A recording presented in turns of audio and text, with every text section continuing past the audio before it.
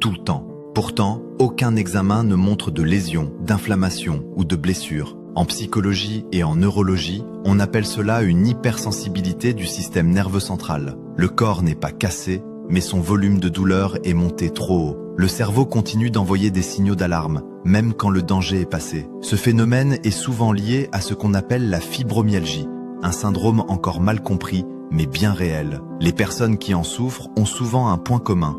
Elles ont traversé des périodes de stress intenses, des traumatismes émotionnels, ou ont vécu dans un état d'alerte permanent pendant des années. Leur système nerveux a appris à se protéger et il a oublié comment s'éteindre. Alors, la douleur devient le langage du corps. Fatigue chronique, sensibilité extrême, brouillard mental. Chaque jour est une négociation avec soi-même. Et le plus dur, c'est l'invisibilité. Parce qu'aucun examen ne montre la souffrance, on entend souvent « Mais tu n'as rien, c'est dans ta tête, il faut bouger, ça passera ». Mais la fibromyalgie n'est pas une faiblesse psychologique.